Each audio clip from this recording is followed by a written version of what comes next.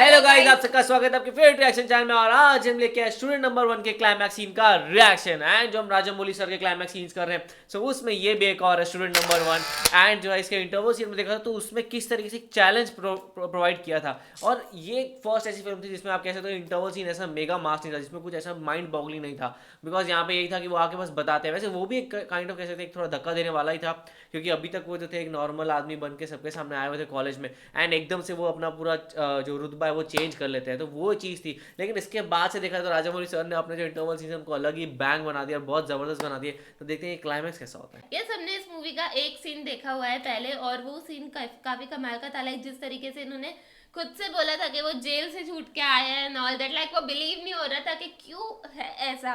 But उसके बाद जो उन्होंने फाइटिंग की थी, जो उन्हें पूरे कॉलेज में भगाया था, जो उन्होंने लाइक वो चेज किया था उन्हें भाग भाग के, वो सीन काफी कमाल का था। और देख देख के ये सीन में क्या होने वाला भाई है। तो काफी कमाल का। फिर आओ भी देखो, हम भी देखते हैं। Let's start. ये क्या है? प्रोटेक्शन कार वाले को बाइक वाले दे रहे हैं। सब लोग तैयार है ना भैया? ये क्या इतनी देर कर दी?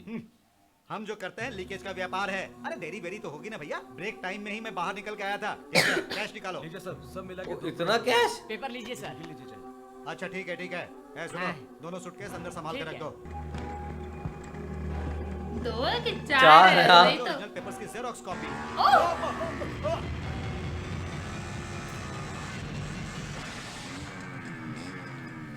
ओ वाह, उनके बाइकर बन के आए हुए थे। थोड़ी देर और यहाँ रुकेंगे अरे तो तू इनके कहाँ जा साथ रहा हम भाई? कभी मार खाएंगे। अरे चलो चलो यहाँ से। उन सबको पता है वो कौन है, पर उन लोगों ने अपने पैसे भी नहीं लिए।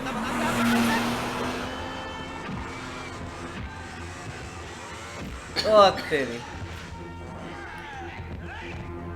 वो कोई हेलमेट उतार भी नहीं रहा है। सब हेलमेट के साथ ही लड़ने आ रहे हैं। अपनी सेफ्टी के लिए। अब वो भी सही, पर दिख भी तो कम रहा होगा और भारी भी तो पड़ता है। वो उनका वो उड़ नहीं जाएगा। हाँ भाई, उन्होंने ले लिया। अरे हमारा टाइम अभी अच्छा चल रहा है।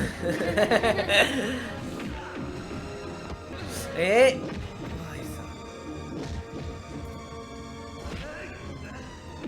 अरे मैं वही सोचता, हेलमेट का इस्तेमाल कोई क्यों नहीं कर रहा।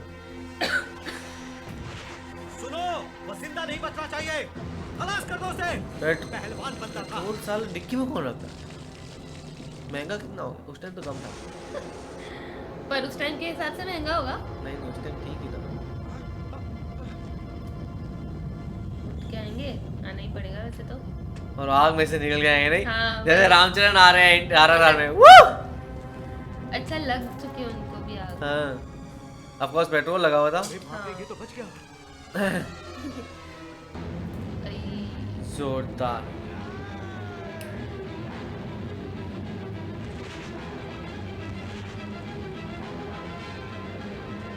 क्या मस्त लग रहा है नहीं? सही है। हे, ये जिंदा नहीं बचना चाहिए। खलास कर दो इसे।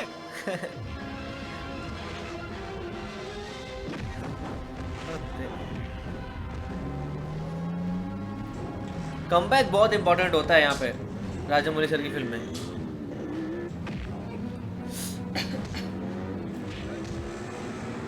अबे नहीं था वैसे। अरे, बच्चों का प्लेग्राउंड, आप खेलते हो ना अभी भी यहाँ पे? सीसॉ का मजा ही अपना। ये एक्चुअल में उनको पैर में लगी होगी नहीं, क्योंकि हेलमेट पे मारा सीधा।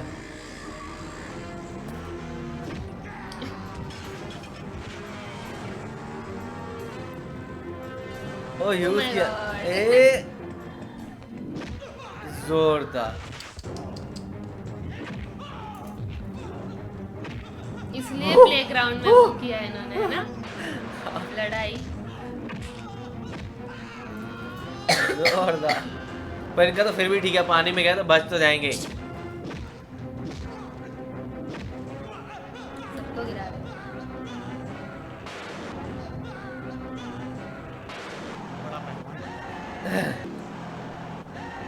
ओ तेरी, leakage Sampat Verma down down. Leakage Sampat Verma down down. Leakage Sampat Verma down down. Leakage Sampat Verma down down. Leakage Sampat पूरे लोग अगेंस्ट हो गए। Leakage Sampat Verma down down leakage Sampat Verma down down leakage Sampat Verma down down leakage Sampat Verma down down leakage Sampat ये truck down down leakage Sampat Verma down down leakage Sampat Verma down down Brahmanand sir doctor है। सतराज जी, what happened, sir? जो बन जाए वो कम है। ओह, बिल्कुल फिक्र मत कीजिए। डॉक्टर ब्रह्मानंद आपका शिष्य अभी बचा अरे लूंगा। सुन बे, तू तो लीकेज डॉक्टर है, तू तो चम्मच और चाकू का फर्क नहीं जानता। डॉक्टर के पास लेके चल। ओ आरी लेके आ गया वो। अबे तू कसाई है क्या? सर आपका पैर काट के बाकी की बॉडी को बाहर खींच अरे लूंगा मुझे मैं। बस दे दे बाप। डरिए मत सर। सर पैर कटने के बाद भी आप बैसाखी से चल सकेंगे, लेकिन अगर आप मर गए सर तो आपको ले जाने के लिए 4 आदमियों की जरूरत पड़ेगी सर। अरे छोड़ दे मेरे बाप, सही मुझे है। छोड़ दे, मैं अपनी मौत खुद मरूंगा। मैं जान अली भी आ गया। भी आपको बचाऊंगा। What is this? This is operation. Caesarean operation करके बेबी को जैसे बाहर निकालते हैं वैसे ही पैर काट के मैं बॉडी को बाहर निकालूंगा। ओह शिट, इस टाइम तुमको उपयोग करना चाहिए। डॉक्टर वाला ब्रेन नहीं, मेरे जैसे ग्रेट इंजीनियर का ब्रेन। क्या? इंजीनियर? बॉडी को बाहर निकालूंगा और नो, सुनो भैया, तुम दोनों क्या मेरी जान यमराज को सौंपोगे? छोड़ दो मुझे भैया, आप बड़े फिक्र मत डॉक्टर के कीजिए पास सर, मुझे मैं ले पैर चलो। काट देता हूं। हाँ। कार को काटने दो। नो, पैर को काटने दो। नहीं, पहले पैर कार काटने दो। मरते वक्त दो आदमी जो तुम्हें नहीं चाहिए वो ये दोनों है। अरे leakage Sampat Verma down down leakage Sampat Verma down down junior NTR अभी तक नहीं आया। डाउन डाउन अरे सुनो, ये लोग पहुंच जाएंगे तो हमारे हाथ पैर निकाल देंगे। अरे सुनो, कहाँ जा रहे हो? आदित्य बेटा, मुझे किसी अच्छे डॉक्टर के पास लेकर चलो तुम। अच्छा, अब जब आप पर मुसीबत आन पड़ी तो अच्छे डॉक्टरों की जरूरत पड़ी। तुम्हारी जान पर बनाई तो इंसानियत चाकू ठीक। चोरी किसी के घर में हुई हो तो उसी घर के लोगों को नुकसान पहुंचता है। वैसे ही किसी जगह मिलावट हो तो कुछ ही लोगों को नुकसान पहुंचता है। कोई बैंक अगर दिवालिया घोषित हो जाए तो खातेदारों को नुकसान पहुंचता है। लेकिन तुम ये जो पेपर लीकेज का काम करते हो, उससे जो नालायक डॉक्टर्स और इंजीनियर्स बनते हैं, उससे सारे समाज को नुकसान पहुंचता है। इस पाप की कमाई के लिए ही ना तूने विद्यार्थियों की जिंदगी से खिलवाड़ किया। कुत्ते, तुझे इन पैसों से 10 गुना ज्यादा पैसे दूंगा। तेरी वजह से बर्बाद हो गए विद्यार्थियों की जिंदगी को क्या तू न्याय दिला पाएगा? कर न्याय कुत्ते, कर न्याय। पेपर लीकेज से 100 रुपए का नोट धोखा देता आया है, वो पूरे देश में कैंसर की तरह फैल रहा है। तू और तुझ जैसे लोगों के हाथों बनाए गए इंस्टीट्यूशन के स्टूडेंट्स डॉक्टर, इंजीनियर, टीचर और लॉयर बन के देश की हर प्रणाली का सत्यानाश कर रहे हैं। हाँ। पूरी दुनिया में सबसे आगे भारत के ही स्टूडेंट्स होंगे। लेकिन तुम जैसे चंद ठेकेदारों की वजह से आज कई विद्यार्थियों के साथ अन्याय हो रहा है। भारत देश का भविष्य आज हम जैसे स्टूडेंट्स के भविष्य पर आधारित है। स्टूडेंट्स का भविष्य संवारना है तो तुझ जैसे लालची कुत्तों को मारना होगा। ओए, छोड़ दो, मुझे माफ कर दो। नहीं, अबे नहीं। इन्हें छोड़ दीजिए। क्यों? ऐसे तो छोड़ देना चाहिए। आदित्य, नहीं वो 500 का नोट है। 500 के हैं। मैंने जो भी गलती की है उसे कोर्ट में कबूल करूंगा। मुझे तुम बचा लो बेटा। चाहिए इनकी सहायता कीजिए।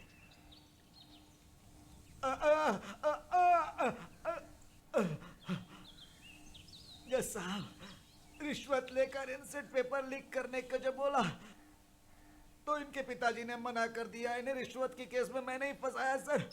वो निर्दोष है, ओ असल दोषी मैं हूँ सर। तुम ही नहीं, जज के स्थान पर बैठा मैं भी दोषी हूँ। आदित्य, तुमने शेखर का खून नहीं किया था। मेरी बेटी की इज्जत बचाने की कोशिश में वो मारा गया था, वो मैं जानता था। ओ लेकिन सच बोलने पर कहीं बेटी की जिंदगी बर्बाद ना हो जाए सोच के मैं डरता था। मैंने गलती की, उसकी सजा मेरी बेटी को विधवा बना के भगवान ने मुझे दी है। इस रोज 4 दीवारी के बीच जो झूठ मैंने बोला था वो आज सबके सामने सीना ठोक के बोलूंगा कि तुम निर्दोष हो। वाह, इतने दिनों तुम्हें तुम्हारे परिवार से दूर किया और तुम्हें सजा भी दिलवाई, उसके लिए मुझे माफ करो। मैं तुम्हें और तुम्हारे पिताजी को कोर्ट में निर्दोष करार दूंगा बेटा।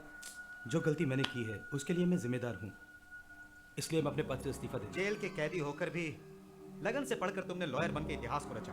ये वो मुख्य सो आदर्श ऐसा बनकर हुआ था तुम पूरा, एक वो मुझे जेल से लॉयर पढ़ाई बनो। करते तुम थे। जिंदगी में बहुत तरक्की करोगे। All the best. वाह, ये वाले सीन में मैं राजामौली सर का पूरा प्रॉपर एलिवेशन नहीं दिखा। हाँ वो थोड़े साइंस दिखे हैं, लाइक ये पहली मूवी है ना तो वो थोड़े साइंस दिखे कि हाँ लाइक ऐसे ऊपर जा सकते हैं धीरे धीरे। लाइक उनको कहीं ना कहीं वो मतलब उनके साथ इंसाफ हुआ, और लाइक इंसाफ वाली हमने मूवी तो बहुत देखी है, लेकिन राजामौली सर की मूवी में कैसा होता है कि लाइक ये हुआ और उसके बाद ऐसा, और फिर लाइक वो बंदा जो है कहीं ना कहीं आप कह सकते हैं सब लोगों से एलिवेट बहुत तगड़े तरीके से हो जाता है। यहाँ पे वो चीज़ मिसिंग थी, बट यही दिखाते हैं कि लाइक वो कितना लर्न करके कितना चीज़ें इंप्रूव कर रहे हैं अपने अंदर।